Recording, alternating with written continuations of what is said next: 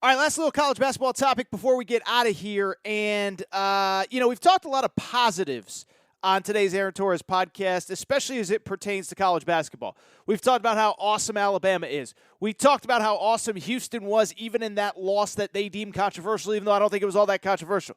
We talked about how awesome Arizona is and how awesome Baylor is. Now it's time to, unfortunately, talk about the other side and a little bit of negativity as it pertains to the Kentucky Wildcats. So we talked a ton of Kentucky last year. You guys got mad at me. Torres, you talk too much about Kentucky. Well, this historically great program, the best program in the last decade under John Calipari, went 9-16. So, of course, I'm going to talk about them. But they have an offseason of upheaval. They changed the coaching staff. They changed their recruiting cycle. They go ahead and get a bunch of transfer commitments. They're signing a really good class in 2022. And it's been nothing but positives here for about the last 4, 5, 6, 7, even 8 months dating back to last season. Why do I bring it up?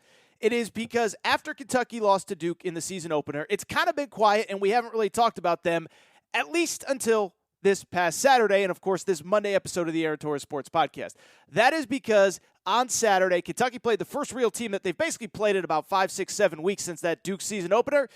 They lose 66-62 to a bad Notre Dame team, and a lot of Kentucky fans are frustrated. A lot of Kentucky fans are wondering if this is last season all over again. So let's get into it and let's talk about it, because this is kind of a really big topic and a really interesting topic as we head towards the last few weeks of the out-of-conference portion of Slate into the conference portion of Slate. And really, with Kentucky, I'll say this. I go back to even that opening night against Duke, and I give Kentucky fans a lot of credit.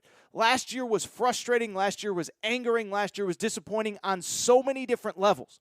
But to their credit, I thought after the Duke game, everybody stayed mostly calm. I saw a lot of Kentucky fans say, look, they got the number one pick in Paolo Banchero. They have a really, really, really talented roster, and they have a team that we probably won't see anything equivalent to them for most of the rest of the season, at least until the NCAA tournament. And so Kentucky fans stayed calm. To Kentucky's credit, they take care of 7 straight teams in the non-conference before they get to Notre Dame. Of course, none of those 7 teams were any good. We'll get to that in a minute. And then Notre Dame happens. Then they go on the road, and they lose in a game that they not only lost to, but won. Notre Dame simply isn't very good. They came into this one 3-4 overall, losses to St. Mary's, losses to Texas A&M, losses to Illinois, and lost last week to Boston College. So that's one. But 2, it was a loss that looked eerily similar to everything that happened last year, and I think that's where the frustration comes in. So let's talk about it. Let's break it down. Let's discuss what needs to be fixed, and I'll tell you what I think the single biggest problem is that maybe nobody's talking about. And so let's start with the game itself. Again, final score 66-62, and listen, first of all, credit Notre Dame. Listen, they needed this one. Their back was against the wall. They've had a tough early out-of-conference schedule, which, again, we'll talk about in a second. But they were the better team on Saturday, and this wasn't a vintage performance from Kentucky, but part of it was Notre Dame. So let's give them a little bit of credit, but really this is about Kentucky. In terms of Kentucky themselves, I think the only real positives that came out of this game, their starting center, Oscar Tshiebwe, is awesome, okay? And he was a guy that came over via the transfer portal from West Virginia, and I'll be honest, I really just kind of thought that he was like this banger, low-post monster Hulk. Coach K once called him a machine, and he's not a machine. He's like he is a guy that I kind of just thought was just this low-post monster, and all he was going to do is get second-chance points, rebounds, blocks, whatever. Saturday, he showed off a complete game, and he is playing like an SEC Player of the Year caliber candidate. Not only is he leading the country in rebounding, but Saturday he showed off a diverse offensive display of not only putbacks, rebounds, second-chance points, but he showed off some jump hooks. He showed off a mid-range jumper. He showed off some great footwork in the paint. And so if you're looking for any positive from Kentucky, it is the fact that Oscar Tshiebwe continues to exceed expectations at all levels. I would also say on top of that, Keon Brooks, another returner from last year. I'll be honest, I kind of have a soft spot for Keon Brooks, in my opinion, because I thought that last year, in a year where Kentucky needed some leadership, he was one of the few guys that seemed to be willing to step up and kind of, provide leadership in what was otherwise a disappointing season at Kentucky. So I give Keon Brooks credit. He was also very good. The problem is, outside of those two, basically nobody showed up to play for Kentucky, okay? Outside of those two, nobody had more than 8 points. Outside of those two, they combined for 37 points out of Kentucky's 62 points. I'm not great at math, but that tells you exactly how the day went for Kentucky. And how the day went obviously was disappointing. And as you look back, I think a lot of the frustration with the fans comes from the fact that, again, a lot of the same issues from last year popped up, issues that we weren't really sure if they were resolved because Kentucky, again, has played 7 non-power conference teams since that Duke game. First of all, three-point shooting was atrocious. Kentucky last year was one of the worst three-point shooting teams in college basketball. On Saturday, they finished 2 of 19 from 3. Now, some of it is, look, good shooters were missing wide-open jump shots. Davion Mintz, who was their best three-point shooter, their best player last year, finished struggling from the field. He missed a couple of wide-open ones off the bench. He goes 0 for 5 from 3. On top of that, Ty Washington, a really good freshman, again did not play well. Severe Wheeler went 0 for 2 from 3. Kellen Grady, the only player that hit any three-pointers at all, and he went 2 for 7 from 3. So some of it was problematic in the fact that guys just miss wide-open threes that really probably won't miss them for the rest of the year. But I think it's really interesting that this team that was basically built around spacing and three-point shooting this offseason continues to struggle shooting threes. And what was interesting was I saw an article from my old buddy, my old colleague Zach Gagon at Kentucky Sports Radio, where Saturday was not the outlier, okay? Saturday was actually the trend of this season, as really since the second game of the year, Kentucky has not shot the ball very well from behind the three-point line. And coming out of that Notre Dame game, they are shooting about 31% from the three-point arc, which, oh, by the way, is actually lower than last season. So you go into the portal and get Kellen Grady. You go into the recruiting space in the high school rankings and get Ty Washington, one of the best shooters. Obviously, C.J. Frederick, another good shooter, gets hurt. You bring back Davion Mintz, and you still can't hit three-pointers. That's problematic. That's one thing that I do think will get better as the season goes on. But at this point, look, we're 8 games into this thing. That's a quarter of the way through the regular season. At some point, something stops becoming a coincidence and starts becoming a trend. And the trend is this team still, for whatever reason, whether it's what's going on at practice, whether it's game, whatever it is, can't make threes. On top of that, and I think this is the bigger frustration with Kentucky fans, after last season, John Calipari promised, look, we are going to modernize our offense. If you remember last year, I think I talked about it a lot, but Kentucky, they went with kind of this old school, too big approach, and they're great at the rim, and they're great rebounding, but nobody can shoot. And all of a sudden, you have these lineups out there where you have a 7-footer and 2 guys that are 6'9" or 6'10", and nobody could shoot. And you look at teams like Alabama, you look at teams like Arkansas last year with the penetration, the kickouts, the spacing, the teams that are having success at all levels of basketball. I know it's a bad day to talk about Villanova, but that's basically how Villanova's built their program. It's how Baylor built their national championship program last year. It's how Gonzaga has built their program. And we could criticize Gonzaga, but they have been probably the most successful program in college basketball outside of maybe Villanova over the last 5 years.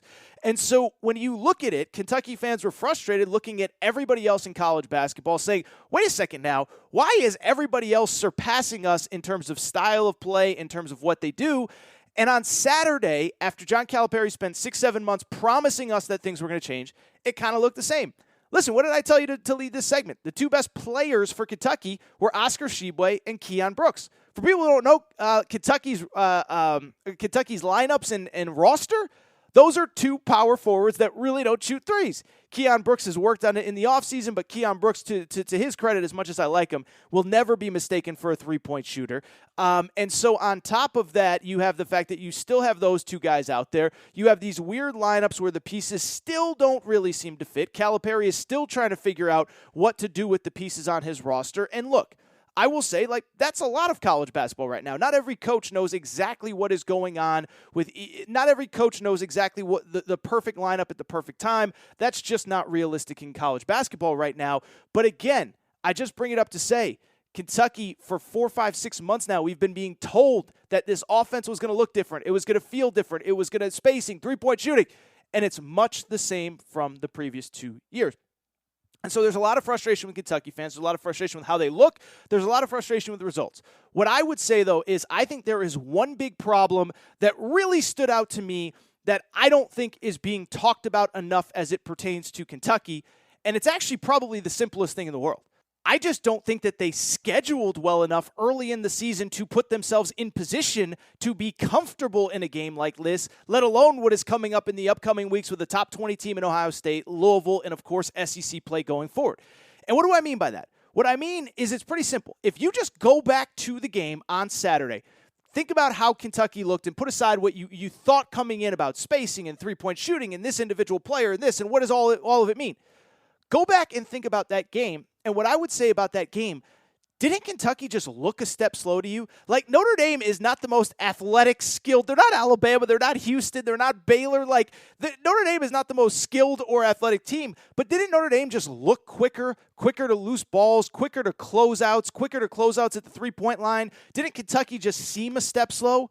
Well, yeah, that tends to happen when you literally haven't played anybody all year. And so when I look at Kentucky, listen, I love John Calipari. He's a Hall of Famer. But this guy is still scheduling like it's 1992, and you play one or two big games in the out-of-conference, you beat up on a bunch of tomato cans, and you go into conference play.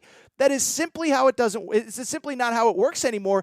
And you start to look at what Notre Dame did in the out-of-conference. I mentioned it earlier, but they have already played in the Maui Invitational where they played Texas A&M and St. Mary's. Two pretty decent teams. They're not even great teams, decent teams, okay? On top of that, they played Illinois in the Big Ten ACC Challenge. On top of that, they opened ACC play earlier this week against Boston College. That is essentially 3 power conference teams plus St. Mary's. And what I would say, that's not even really like a loaded schedule relative to what some other teams have played. Remember, Alabama played in that Orlando tournament where they played Iona and they played Miami and they played all those teams. They already played Gonzaga. They already played Houston this weekend. They're going to play Memphis. They're going to play Colorado State. It's not as though Alabama hasn't played anybody. It's not as though they're not prepared. Same with this team. Same with that team. And you look at Kentucky. Look at who they have played since that Duke game. Since that Duke game, this is the list of teams that Kentucky has played since they played Duke earlier this year in the season opener at the Champions Classic at Madison Square Garden. After the Duke game, they played Robert Morris and Mount St. Mary's and the University of Ohio and Albany and North Florida and Central Michigan and Southern. And I know that some of them were good-natured in spirit. Southern, you're trying to work with the HBCUs, create awareness. That's great. I have no problem with scheduling one-off games with bad teams, but I do think that at some point you need to schedule a little bit better to have your team prepared for the games that matter, and these are the games that matter. And so it's so funny because I had Kentucky fans say to me, well, we scheduled too tough last year, and look what happened. And if you remember last year, Kentucky essentially played one bad team at the start of the season, Morehead State, who actually ended up making the NCAA tournament. Shout out, friend of the Air Tour Sports Podcast, Preston Spradlin. But after that, they basically played all power conference teams the rest of the year from beginning to end, okay? So when Kentucky fans say, well, Torres, we overscheduled last year, and look what happened. There has to be a balance because when you play 6, 7, 8 bad teams in a row, it doesn't get you ready to play for conference play. It doesn't get you ready to play for the marquee games at the end of the out-of-conference, like the CBS Sports Classic this weekend, like Louisville in about 10 days from now. And so what does it really accomplish? I'm not saying you can't play 1 or 2 of those games, but you have to be able to balance other teams in so you can be better prepared for a game like this. And so when I look at this game, you mean to tell me you couldn't get a bad Big East team at Rupp Arena? You couldn't get a good A-10 team? You couldn't get a bad Big Ten team to come to Rupp Arena for a one-off game? You could have done some weird neutral. But, the bottom line is these games, 1 or 2 is good to fine-tune, but at some point you have to have games to get you ready.